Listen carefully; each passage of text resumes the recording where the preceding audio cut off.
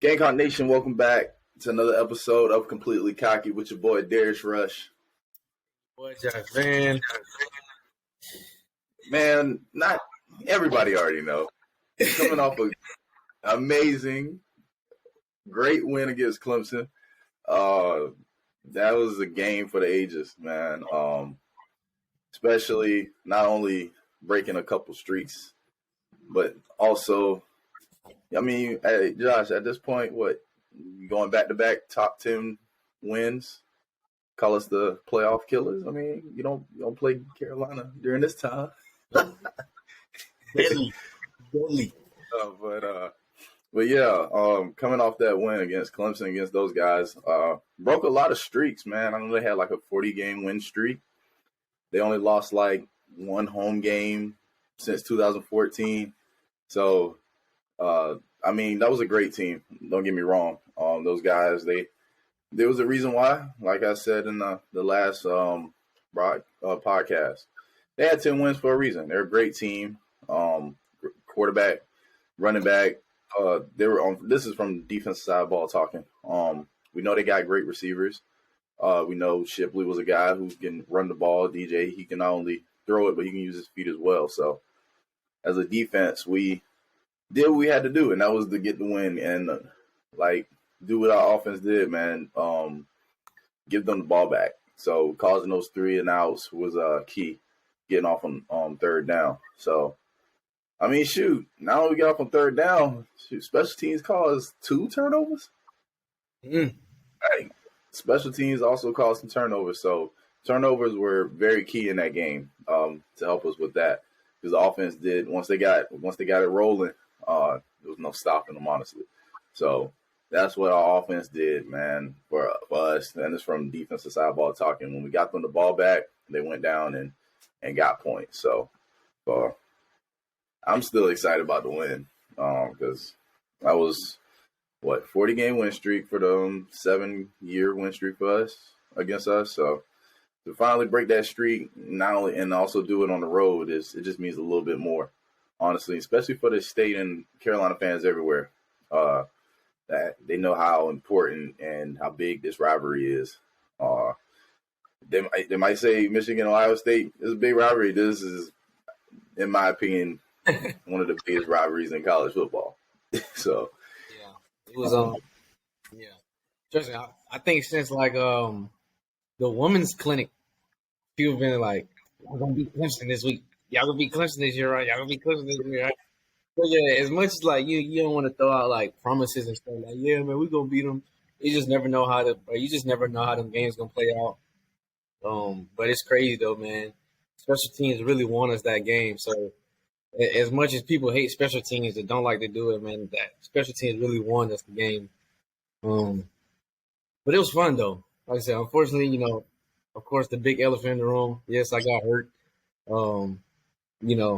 At least I caught the ball, but not too many would catch that ball. It was pretty nasty, man. It was nasty.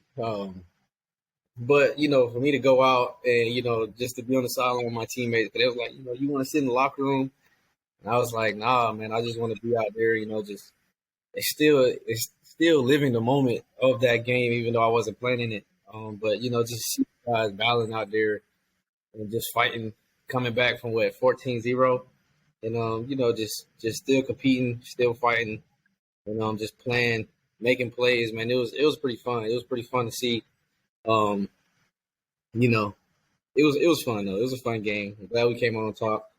Like I said, any win is a win. Don't matter if you win by 30 or 1 point. We beat them. So it's pretty awesome, man. It's like you said, man. Carolina fans all over the world, man. I know they were just freaking jumping all over the house, or I'm pretty sure somebody probably broke the TV. I don't know, but I'm pretty sure, man, he was so dang hyped up, man. Like I said, man, I know the offense. You guys, y'all played them boys as a defense, watching them creating turnovers. Marcellus, man, y'all guys, just going out there playing man to man and just locking them up, man. It was pretty good to see, man. And the offense is dialing up. It's literally stuff that like you can put this on the podcast. stuff that we've been practicing like all year. We finally called it, man, and it's great to like see that stuff work. That you just been anticipating something that you've been going over all year, and you've been waiting to call it, And I know Coach, man, he was like, hey, one day we're gonna call this play. It might win us the game.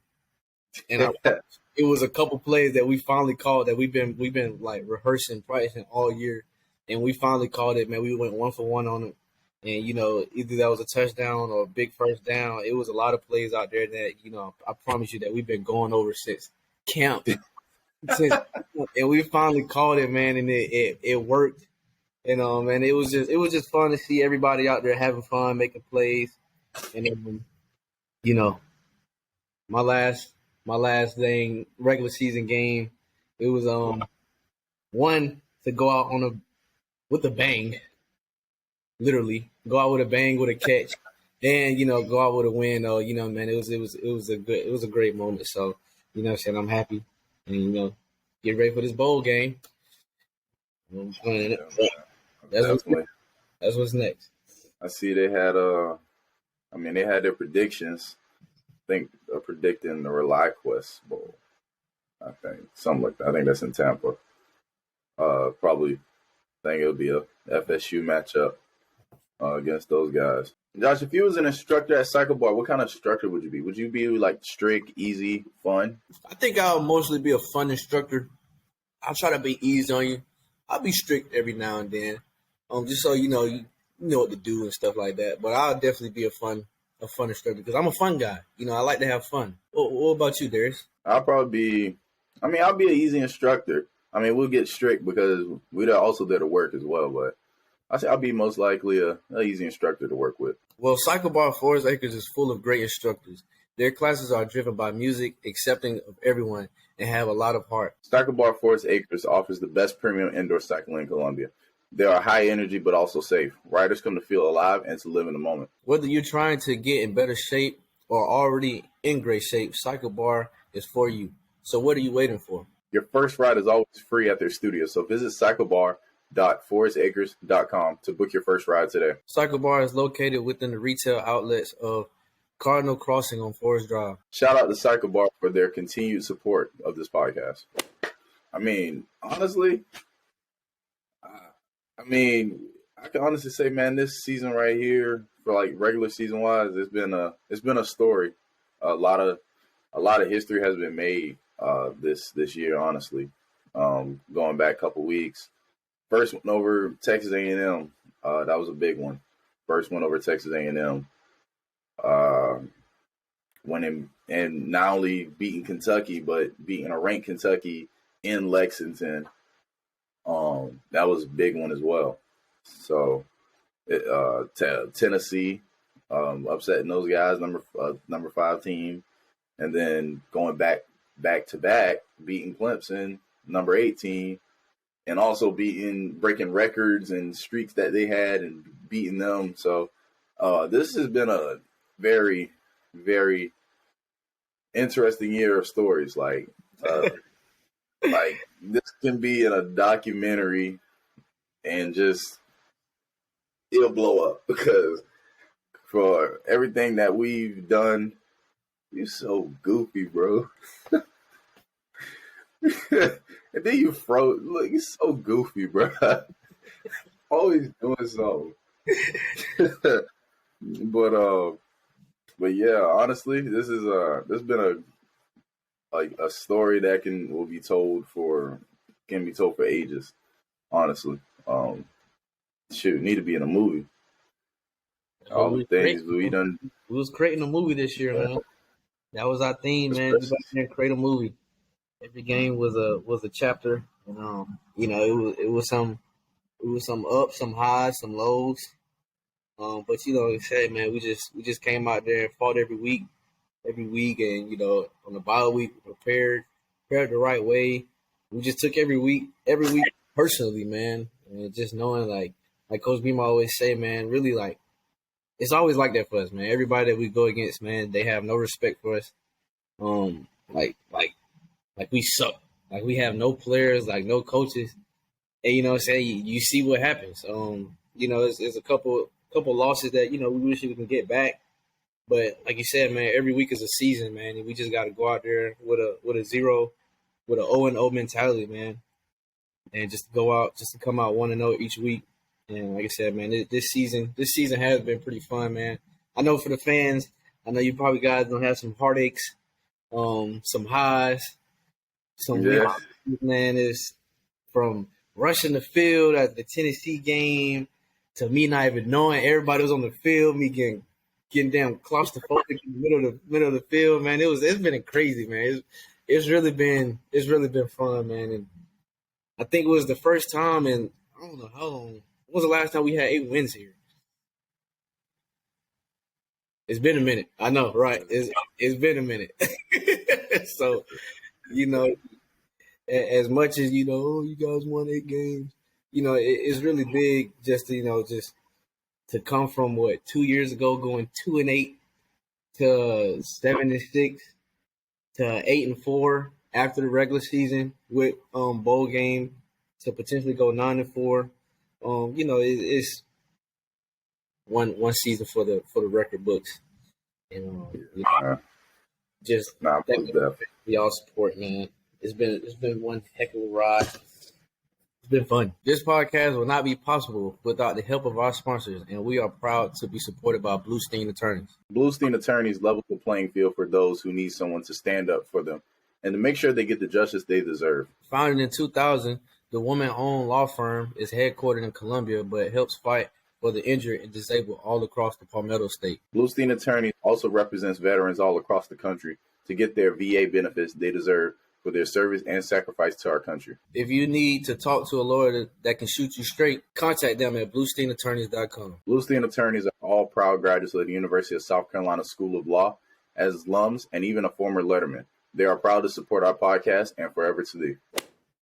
I mean, on top of the history that's already been made, I mean, not only are this is our highest rankings at number 19 of the college football playoffs rankings. So we're number 19, and this is the highest we've been since it's been around. The reason why it's been the highest, because this is different from the AP polls that some people might be thinking about. So, I mean, it was at a time I think this was Steve Spurrier. We were like number 3 in the country at one time. This was like a long time ago. So that was the AP era, the AP polls but this is the college football playoffs. And that's the reason why it's like one of the highest, because there's 2 different kinds of rankings. So in the college football playoffs, we are number 19, which is the highest it's been since, it's been around. So, like you said, like how we was talking about elephants, another elephant in the room with Coach Sat leaving. He's with Nebraska now. So, I mean, best of luck to him. From a guy being on offense with him for 2 years, like, what's your take on that? And then how do you feel about the departure?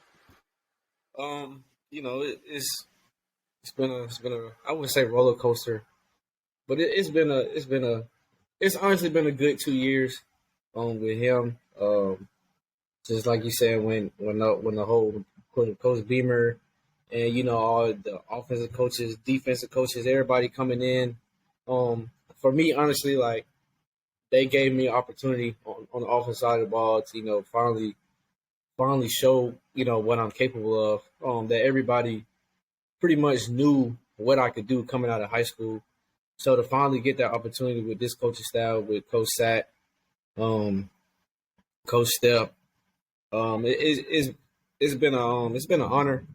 So obviously this year, me coming back and I guess predicting that I was just going to be inclining from my season last year, and it not going that way, but at the same time,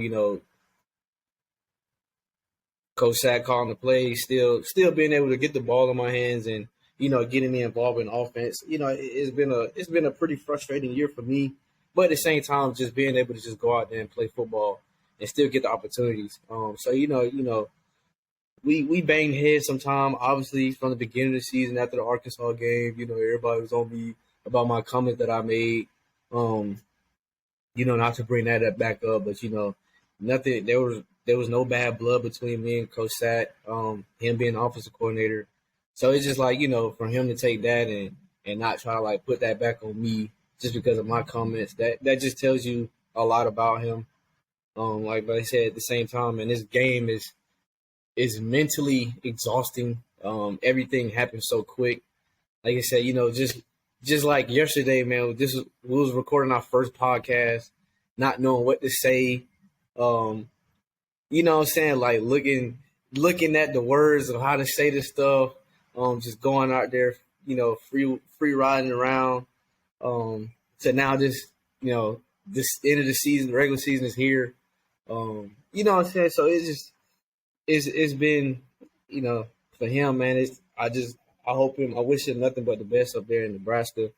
Only thing I can tell him, man, just go out there and call damn plays, man. But when he just say like, man, we gonna go call these plays, man, it truly like everybody like, oh, where was this outcome? Where was this offense at? So that's the only thing I just hope for him, man. Just go out there and just call plays like he know how to do, and so I just wish him nothing but the best. So as always, Gamecock Nation, we appreciate you guys for tuning in with us this entire season, getting the insight and just supporting this podcast. We leave you with this one last podcast, and we also left you with some wins that will be talked about for a long time. So a lot of memories made this past year.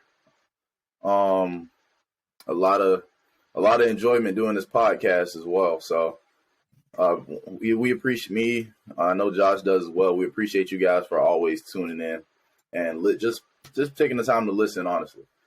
So for the last time, this your boy Darius Rush. And your boy Josh Banter. We wish you nothing but the best. Peace and blessings to all you guys. And Merry Christmas and a Happy New Year. Many blessings to you guys in the year 2023. Peace. Yeah, this is perfect.